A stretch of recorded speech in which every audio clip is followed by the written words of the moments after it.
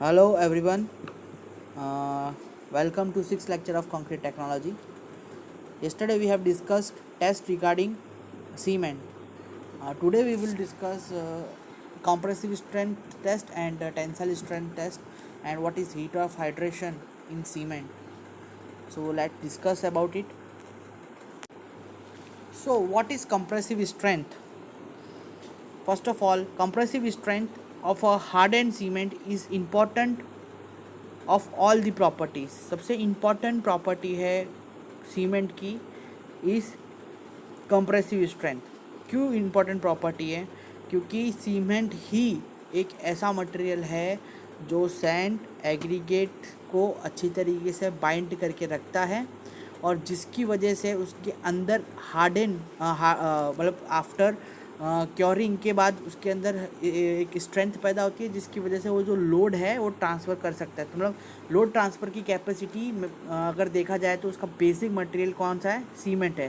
तो compressive strength का होना बहुत ज़रूरी है सीमेंट के अंदर, ठीक है। Therefore it is not surprising that the cement is always tested for its strength at the laboratory before the cement is used in the important work. सही बात है। सबसे पहले सीमेंट को अपन सीमेंट के ऊपर टेस्ट करते हैं, उसको अपन साइड पे यूज़ करने से पहले। Strength test are not made on a neat cement paste because of difficulties of excess of shrinkage and subsequent cracking of neat cement, ठीक है। स्ट्रेंथ टेस्ट नीट सीमेंट के ऊपर हम नहीं कर सकते क्योंकि बहुत डिफ़िकल्टीज होती है श्रिंकेज के एसेस करने में और क्रैकिंग की वजह से हम नीट सीमेंट यूज़ नहीं करते, ठीक है। Strength of cement is indirectly found on cement sand motor in specific property, ठीक है। इसके अंदर मिलता है सीमेंट सैंड मोटार के अंदर अपन को क्या मिलेगा? स्ट्रेंथ मिलेगी। किसकी? सीमेंट की स्ट्रेंथ मिलेगी, ठीक है। अब इसका जो IS कोड है स्ट्रेंथ ऑफ सीमेंट का सैंड मोटार का वो क्या है? तो IS 650। IS 650 में आपको सब मिल जाएगा स्ट्रेंथ ऑफ सीमेंट के बारे में और आप जाके रिफ़र भी कर सकते हैं ये IS कोड, ठीक है। अब कौन कौन से एपरेटस है जो यूज़ होता है ये बताना मैं भूल गया। सबसे पहले कोई भी कंप्रेसिव स्ट्रेंथ है तो कंप्रेसिव स्ट्रेंथ कैसे पता चलेगा कि किस तरीके से फाइंड करना है? तो ये जैसे आप समझो एक क्यूब है, ठीक है। तो कंप्रेसिव स्ट्रेंथ क्या होगा? जो इनर लोड कंप्रेस करता है किसको? क्यूब को, दैट इज़ कंप्रेसिव स्ट्रेंथ। अब टेंसाइल स्ट्रेंथ क्या होता है कि भाई लोड लग रहा है पर ऑपोजिट डायरेक्शन में, तो इसके अंदर यील्डनेस अपन को पता चलेगा।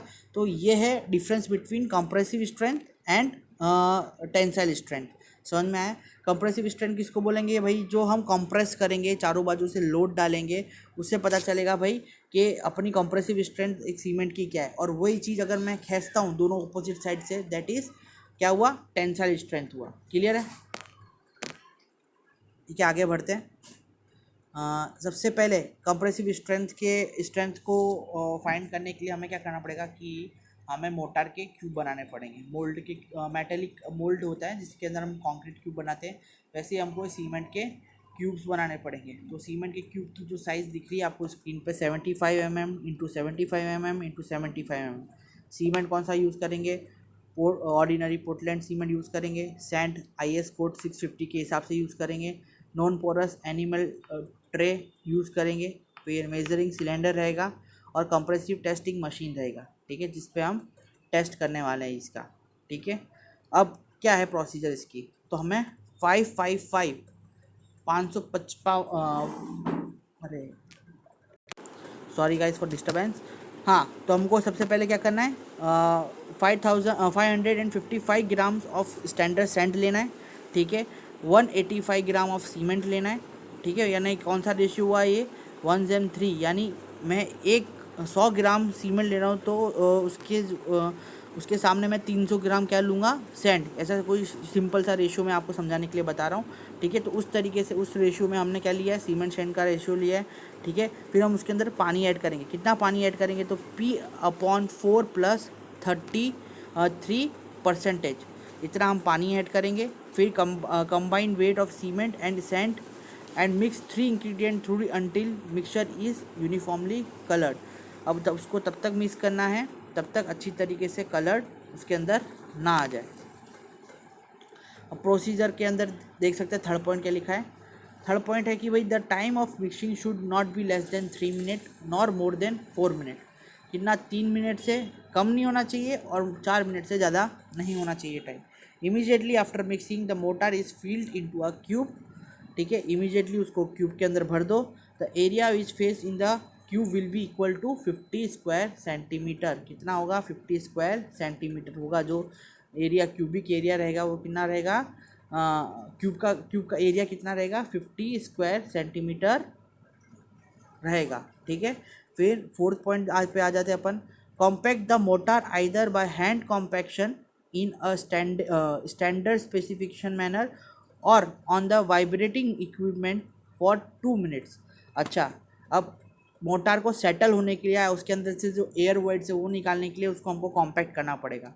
स्टैंडर्ड कॉम्पैक्ट करना पड़ेगा उसको, मतलब स्टैंडर्डली हमको 2 मिनट तक अपने हाथों से हिला सकते हैं। और वाइब्रेटिंग इक्विपमेंट भी आता है जिसपे हम 12,000 RPM रख के उसको 2 मिनट तक हिलाएंगे तो उसके अंदर जितने भी एयर वॉइड्स है वो सब निकल जाएंगे। ठीक है, इस तरीके का कॉम्पैक्शन हम किसके अंदर रखेंगे? मोटार के अंदर रखेंगे। ठीक है, अब keep the compact cube in the mould at the temperature of 27 degree Celsius plus और माइनस 2 डिग्री सेल्सियस। 27 से प्लस और माइनस 2 डिग्री सेल्सियस तक अपन हम वो टेम्परेचर में क्यूब को रखेंगे। ठीक है, at least 90% of relative humidity for 24 hours. एक दिन के लिए, पूरे एक दिन के लिए उसको हम कहाँ पे 27 डिग्री सेल्सियस प्लस और माइनस 2 डिग्री सेल्सियस पे अपन क्या रखेंगे? वो क्यूब को। Where the facility of standard temperature and humidity room is not available, which where the facility of standard temperature and humidity room is not available, the cube may be kept under wet gunny bag to simulate 90% of relative humidity। अब जो cube है उसको हमको क्या करना है? उसको हमको वेट गनी बैग यानी जो जिसपे हम गेहूँ लेके आते हैं, वो जौ का बोरा होता है ना, उसको हम गनी बैग बोलते हैं। उसको क्यूब को ढक के रख देना है वेट गनी बैग से, जिससे क्या होगा? 90% ऑफ ह्यूमिडिटी क्या हो जाएगा? साइमुलेट हो जाएगी उसके अंदर से, क्यूब के अंदर से। ठीक है, after 24 hours the cube are remove from the mould. 24 hours के बाद जो क्यूब है उसको हम निकाल लेंगे और मर्ज करेंगे किसके अंदर? क्लीन फ्रेश वाटर के अंदर। ठीक है, फॉर टेस्टिंग के लिए। अब हमको जो भी टेस्टिंग करनी है, कंप्रेसिव स्ट्रेंथ की टेस्टिंग करनी है, वो कितने कितने दिनों के डिफरेंस में करनी है? एक तो 3 डेज के, 7 डेज एंड 28 डेज। ठीक है, इससे अपन को क्या मिलेगा? कंप्रेसिव स्ट्रेंथ मिलेगा। किसका? अपने सीमेंट का। अब मैं आपको इसकी एक वीडियो दिखाने जा रहा हूँ जिसके अंदर साउंड नहीं होगा। मैं पहले बता देता हूँ क्योंकि ये एप्लीकेशन में वो वीडियो रिकॉर्डर के साउंड नहीं आता। अगर आपको देखना है तो आप यूट्यूब पे भी जाके वीडियो देख सकते हैं, पर वो उसके बीच में वीडियो के दौरान मैं आपको थोड़ा समझाता रहूँगा तो शायद आपको थोड़ा अंदाज़ा आता रहेगा। ठीक है, जैसे कि यहाँ पे देखो टेबल के अंदर दिया हुआ है कॉम्प्रेसिव स्ट्रेंथ। इसकी 1 डे, 3 डे, 14 डे और 28 डेज़ के सारे कॉम्प्रेसिव स्ट्रेंथ दिया है। अपन ने 3 डे के लिए टेस्ट किया, पर यहाँ पे बीच में एक 14 डेज़ का ज़्यादा दे के रखा है। ठीक है, कि भाई कितना कॉम्प्रेसिव स्ट्रेंथ आएगा। 1 डे का ज़्यादा दे के रखा है, 7 डे का नहीं दिया है, 14 डे का दिया है इसके अंदर। ठीक है, मैं आपको वीडियो दिखा रहा हूँ, वीडियो देखिए, उसके बाद अपन बात करते हैं, उसके ऊपर चर्चा करते हैं।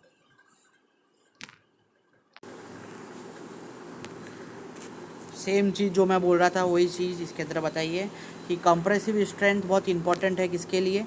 साइट पे हमको जब काम करना होता है तो उसके लिए हमको सबसे पहले क्या फाइंड करना आता है कि भाई टेंसाइल स्ट्रेंथ और कंप्रेसिव स्ट्रेंथ सीमेंट की अच्छी है कि नहीं।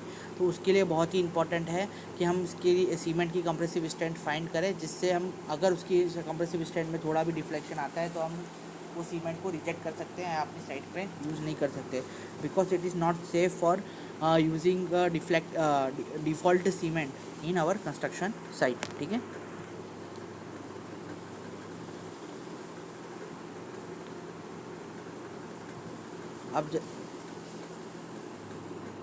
अब और अभी इसमें ये बता रहा है कि 70.6 mm और 76 mm के भी क्यूब ले सकते हैं।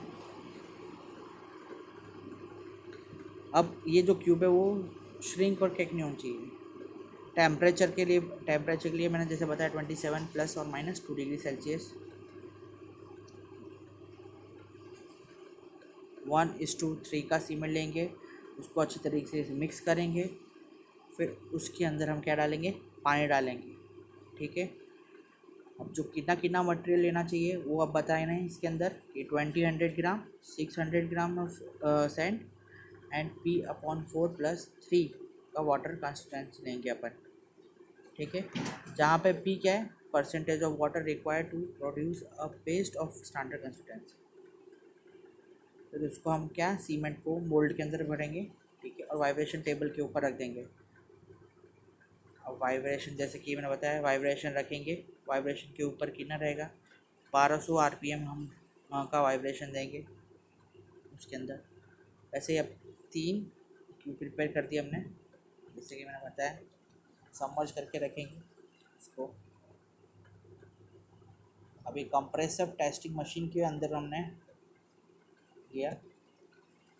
अब धीरे धीरे हमको लोड अप्लाई करना है 0 से 35 न्यूटन पर मीटर में, और फिर हमको क्या करना है, नोट डाउन कर देना है भाई, उसकी जो भी रीडिंग आएगी तब हम उस पर टेस्ट करेंगे, जो भी रीडिंग आएगी उसको हम नोट डाउन कर देना है। ऐसे हमको 3 टेस्ट करने हैं 3 क्यूब के अंदर, उससे हमको पता चलेगा कि किस तरीके से क्या आता है। अब उसके बाद हमको क्या करना है, ये फार्मूला के अंदर ये डालना है कि भाई compressive strength is equal to क्या, तो maximum load where tube is failed, यानी जहाँ पे ट्यूब का फेलियर हुआ, upon average area over load applied in the, मतलब जो एवरेज में हमने लोड अप्लाई किया है उसके ऊपर वो पहले तो क्या आएगा, फेलियर डिवाइडेड बाय जो एवरेज लोड अपने उस पर वो किया है, अप्लाइड किया है। अब जो ये फॉर्मूला से अपन को कंप्रेसिव स्ट्रेंथ मिल जाएगी। ठीक है, अब इससे अपन को जो 3 रीडिंग्स मिलेगी, वो 3 रीडिंग्स क्या एवरेज निकालना है अपन को।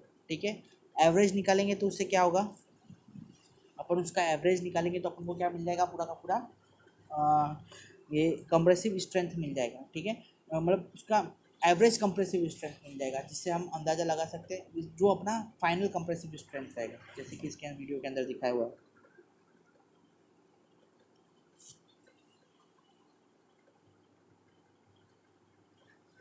जो रिजल्ट है वो न्यूटन पर mm² पे रहेगा, और ये एवरेज जो भी रिजल्ट रहेगा, तो ये था सीमेंट। वो वीडियो के अंदर वो सेम प्रोसीजर ही बताया जो मैंने, वो प्रोसीजर अपने जो पीपीटी में लिखा हुआ है। ठीक है, और उसके बाद जो टेस्ट की जो भी रीडिंग्स हैं वो इसके अंदर दिए हुए हैं, आप टेबल के अंदर देख सकते हैं कि ऑर्डिनरी पोर्टलैंड सीमेंट के 3 ग्रेड होते हैं, 33, 43 एंड 53। ठीक है, उसके हिसाब से अगर 3 दिन में उसकी कॉम्प्रेसिव स्ट्रेंथ कितनी है, 33 ग्रेड की 16, और 43 की 23, 53 की 27। वैसे ही 14 डेज़ में 22 हो जाएगी 33 की, फिर 43 ग्रेड की कितनी हो जाएगी, 33 हो जाएगी, और 53 ग्रेड की 37 हो जाएगी। सेम 28 डेज़ में ऑर्डिनरी पोर्टलैंड सीमेंट की कितनी हो जाएगी, 33 हो जाएगी, 43 की 43 हो जाएगी, और 53 की 53 हो जाएगी। तो ये जो लास्ट में 28 डेज अपन ने जो दिया है वो एकदम लास्ट कंप्रेसिव स्ट्रेंथ होती है, इसके हिसाब से ही हम ग्रेड डालते हैं। ठीक है, तो अब आपको ग्रेड का मतलब पता चल गया होगा कि ग्रेड किस हिसाब से दिए। तो ये जो ग्रेड है वो क्या है, कंप्रेसिव स्ट्रेंथ है, किसकी, कंक्रीट सीमेंट की। तो अभी आपको कोई अगर बेस्ट क्वेश्चन पूछता है कि भाई ग्रेड क्या शो करता है, कोई भी सीमेंट का ग्रेड क्या शो करता है, या कोई भी कंक्रीट का ग्रेड क्या शो करता है, तो आप चौड़ा होके बोल सकते हैं कि भाई वो क्या शो करता है, कंप्रेसिव स्ट्रेंथ शो करता है। क्लियर है? ठीक है, वैसे ही आपको second, third, fourth, fifth, seventh, eight और नाइन्थ की जो रैपिड हार्डनिंग सीमेंट है, लो हाई हीट सीमेंट है, पोर्टलैंड स्लैग सीमेंट है, उसके बारे में कॉम्प्रेसिव स्ट्रेंथ देखो। रैपिड हार्डनिंग सीमेंट के अंदर हीट ऑफ हाइड्रेशन ज़्यादा, जैसे मैंने पहले बताया था, और हाई एल्यूमिना सीमेंट के अंदर आप देख सकते हैं कि एक दिन में ही 16 जितनी कॉम्प्रेसिव स्ट्रेंथ आ जाती है, और हाई एल्यूमिनियम में तो 30 दिन में, जो कि मैंने आपको बताया था जो एकदम कॉम्प्लिकेटेड स्ट्रक्चर में यूज़ होता है aluminium cement, alumina cement, high alumina cement, जिसका बहुत जल्दी सेटलमेंट हो जाता है, उसकी तो एक ही दिन में एक्सक्यूज मी 30 मेगा पास्कल जितनी स्ट्रेंथ आ जाती है। और मैं तो ये था एक कंप्रेसिव स्ट्रेंथ का सीमेंट का टेस्ट। अब अपन आ जाते हैं टेंसाइल स्ट्रेंथ। अब टेंसाइल स्ट्रेंथ क्या होता है भाई, तो भाई tensile strength of cement and sand mortar is tested to जज the tensile strength of cement. किसकी, टेंसाइल स्ट्रेंथ ऑफ सीमेंट के लिए हम ये टेंसाइल टेस्ट करते हैं। बहुत सिंपल सी बात है और बहुत ऊंधी बात कह दी मैंने, ठीक है। टू डू सो रिक्वेटर, हमको ब्रैकेट बनाने पड़ते हैं, स्टैंडर्ड डायमेंशन के ब्रैकेट्स यहाँ पे तैयार करने पड़ते हैं अपन को, ठीक है। अब वो ब्रैकेट का जो एरिया रहता है वो क्या रहता है, 645 mm² का एरिया रहता है, और उसका जो क्रॉस सेक्शन ले रहा है जहाँ पे हम टेंसाइल टेस्ट करेंगे वो कितने का रहेगा, 25.4 mm का रहेगा, ठीक है। समझ में आया। मैं आपको है ना एक फिगर बताता हूँ, वो एक वो सर का है, उनका लेक्चर है बहुत अच्छा इसके ऊपर टेंसाइल स्ट्रेंथ का, उसका एक वीडियो का देखो। जैसे कि इस इमेज में आप देख सकते हो, इस तरीके का एक ब्रैकेट बना जाता है, मैं आपको बताता हूँ। इसके अंदर open नहीं आ रहा है।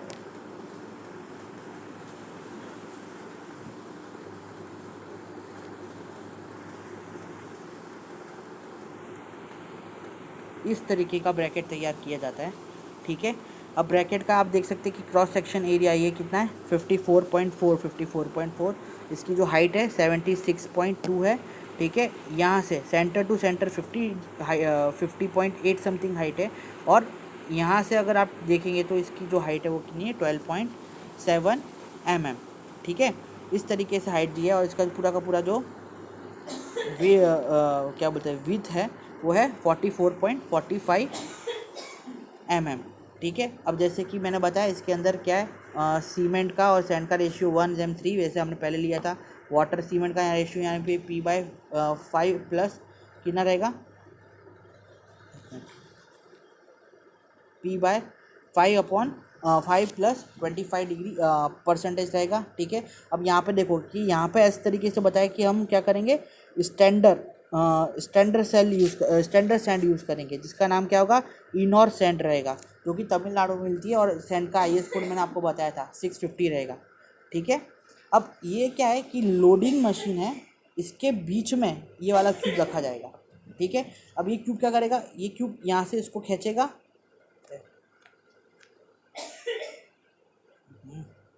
सॉरी, यहाँ से इसको खींचेगा और यहाँ से इसको खींचेगा, ठीक है। जिससे होगा क्या, यहाँ पे आपको डिफ्लेक्शन मिलेगा, ठीक है, सॉरी, यहाँ पे आपको यील्डिंग मिलेगा, और जिसकी वजह से क्यूब होगा फेल, ठीक है। अब जो क्यूब फेल होगा उसकी हमको क्या करनी है, रीडिंग नोट करनी है। वैसे ही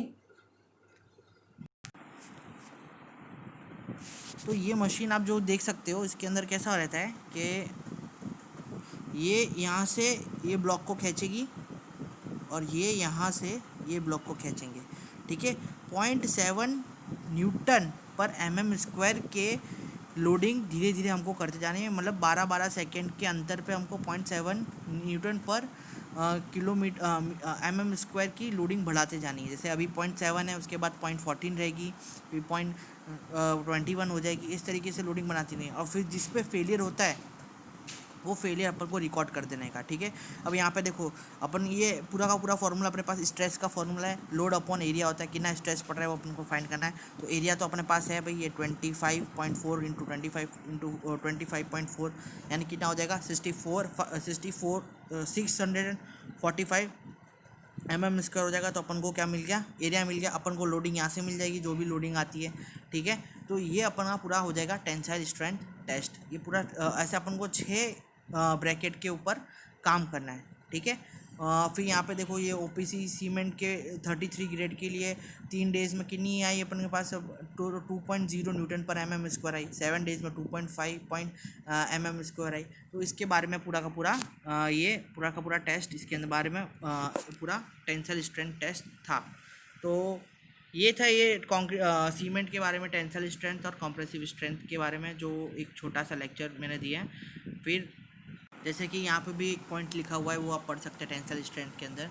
the tensile strength for good Portland cement should not be less than 2 N/mm² after 3 days and not less than 2.5 N/mm² after 7 days। समझ में है, यानी 2 N/mm² से नहीं होना चाहिए कम, कब, जब 3 दिन गुजर जाए और 7वें दिन पे अपन को 2.5 N/mm² का टेंसाइल स्ट्रेंथ मिलना चाहिए, तभी जाके वो सीमेंट अच्छा कहलाएगा, ठीक है। Through this test has currently been withdraw by the BIS, it is useful to determine the tensile strength of cement. This test is covered under the ASTM, American society for testing machine standard C307 उसका code है। अब heat of hydration के बारे में, heat of hydration के apparatus के बारे में, या हीट ऑफ हाइड्रेशन क्या होता है उसके बारे में हम कल पढ़ेंगे।